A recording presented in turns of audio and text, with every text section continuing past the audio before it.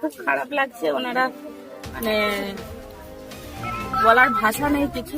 ওনারা আমার সাথে এর আগেও দেখা করে।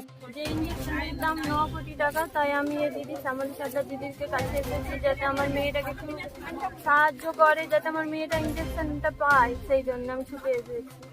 নিজস্ব ব্যক্তিগতভাবে যতটুকু সামর্থ্য আমি সাহায্য করছি, কিন্তু শুধু তো এই ব্যক্তিগতভাবে এই সামান্য সাহায্যে কিছু হবে না, বড় একটা সাহায্যের দরকার আছে। আপনারা দেখছেন বাংলার আওয়াজ। ঘাটালের তৃণমূল প্রার্থী শ্যামলী সর্দারের চোখে মুখে কান্নার ছাপ কেন? বিষয়টা হুরুল বিরল রোগে আক্রান্ত আমাদের ছোট্ট অন্তরা, এটা সকলেরই জানা আছে। এখন সোশ্যাল মিডিয়ায় আমাদের ছোট্ট অন্তরা খুবই একটা পরিচিত নাম। মৃত্যুর দোরগোড়ায় দাঁড়িয়ে আমাদের ছোট্ট অন্তরা, তাকে বাঁচাতে হলে প্রয়োজন প্রায় 9 কোটি টাকা।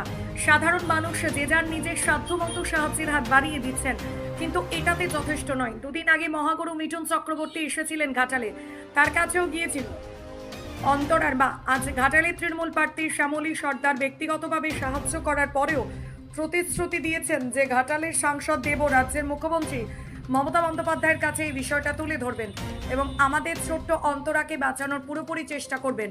দেখা যাক আমাদের ছোট্ট অন্তরার ভাগ্যে কি লেখা আছে। তবে অর্থের সাথে সাথে সাধারণ মানুষের দোয়া ও আশীর্বাদের প্রয়োজন আছে। কি বলছেন শ্যামলী সর্দার ও অন্তরার মা, বিস্তারিত শুনুন।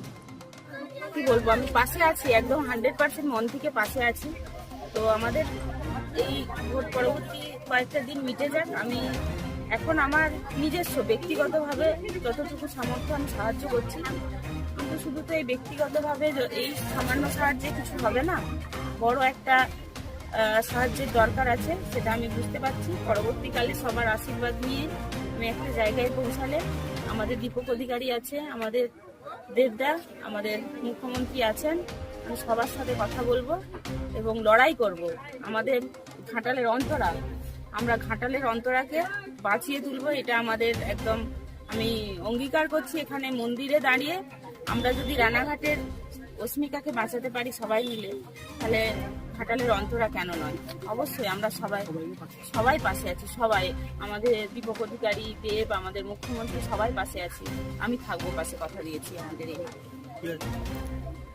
নকিবুল ইসলামের রিপোর্ট, আপনারা দেখছেন বাংলার আওয়াজ।